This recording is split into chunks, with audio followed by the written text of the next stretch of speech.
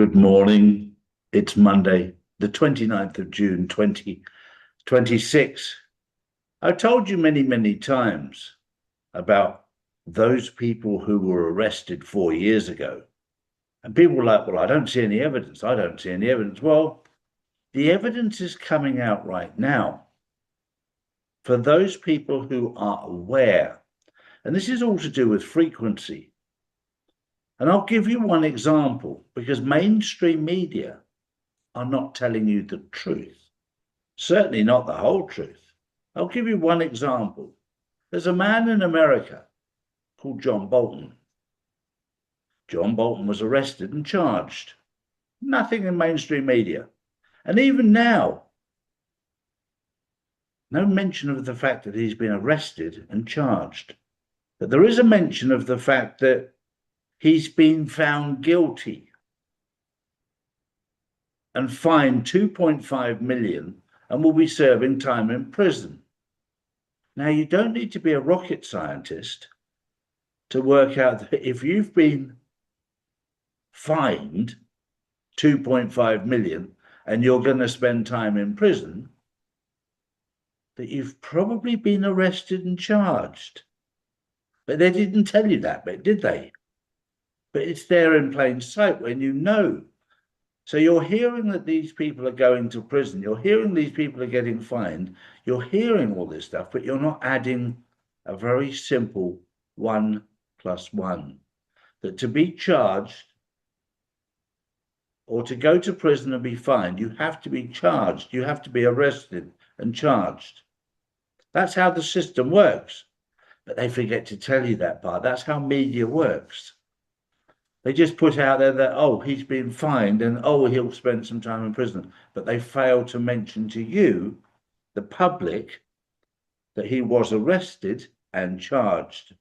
So when you see cases of people being fined and going to prison, please add 1 and 1 together. Morning, Drew. Good morning, Charlie. Good morning, everyone. Well, going to the UK, King Charles and Prince William have for the first time supposedly publicly revealed how much personal tax they've paid, making an unprecedented move towards greater transparency within the British monarchy.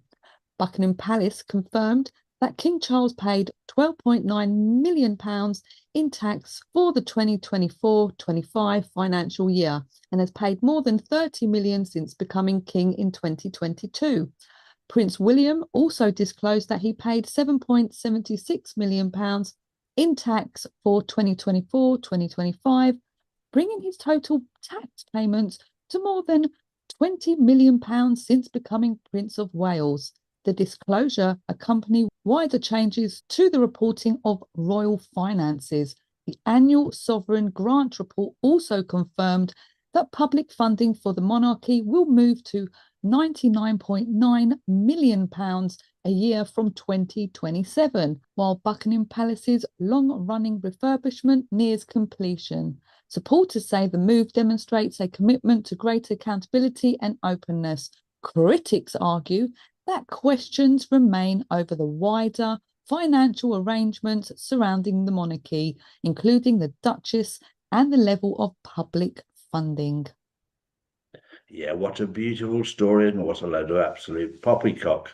For those people who actually do any research at all, this reminds me of the story of what a wonderful man Bill Gates is because he gives so much money to charity. The fact is that he owns the charity, and that charity gives to another charity of his, that gives to another charity of his, that gives. So it looks like he's given so much to charity, but it just goes round and round in circles. So that the public think, whoa, what a wonderful person. This is all part of the pantomime. But this is to wake people up. Anybody who does any research at all will find out the truth. And I'm not going to tell you. This is something you have to do yourself, because if I tell you, you won't believe it. So it's time for you guys to do your own research or live in your happy bubble. There are so many people out there that just live in their happy bubble until, like recently, one of my other friends who lives in his happy bubble suddenly found out certain things are not quite what he thought they were within the banking world, once you mess with their money. Oh, their bubble goes bang. Very, very interesting. My next story is also, this is more of a, not so much a story, but a word of advice. Everybody who's listening to me right now will have heard about the reset, will have heard about the great transfer of wealth. And this is going to be a piece of very, very good advice from bitter experience. When you come into money, a substantial amount of money, I'm going to advise you from personal experience. The best thing you can do if you come into a large amount of money is nothing for 90 days. Because most of the mistakes when we get money are made within the first 90 days. Sit back and evaluate the situation from a position of strength, knowing that you've got a large amount of money, knowing that most of your problems have gone away. Now, obviously, it's wisdom to be able to buy yourself food and drink out of that money and to be able to pay your bills. But before you do anything stupid, sit back for 90 days. Now, you've been listening to me for 7 years, so 90 days is only 3 months. You can manage it. And if you do, you'll make smart choices rather than foolish choices. And that's coming from a man who's made many, many foolish choices. Learn from experience. There are plenty of people out there who will tell you exactly the same thing, that have come into large amounts of money. During my life, when I did jobs, I would earn 1 million, 5 million per time. And then I'd just have one big party and enjoy my life. And I look back and think of some of the stupid things that I wasted my money on. Where what you need to do is look at yourself and your future, as my wife will tell me, that we need to look after ourselves long term, not short term. Short term, you can be so happy, but that's only for a short term. So that's my little piece of advice for you as we get very close to one of the greatest resets of all time, the biggest transfer of wealth that you and I will ever know is in our lifetime. Don't miss the opportunity to set yourself up for life. True. Next up, Britain's heatwave has caused refrigeration systems to fail in several supermarkets, forcing stores to remove chilled and frozen food from sale. Industry leaders say aging cooling systems are struggling with record temperatures. Now we know why they've been cooking us like chickens, Charlie. Yeah, this makes me smile because it's just preparing you mentally, because they know that they could very easily shut down the food chain and, all of the air conditioning's gone down because it's been so hot. And they can simply cut off your food supply like that.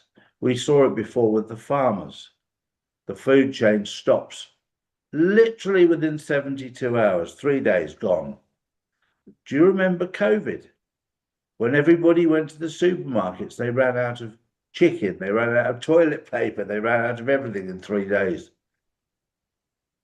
We're trying to educate you here to understand what they're doing, to teach you what they're doing.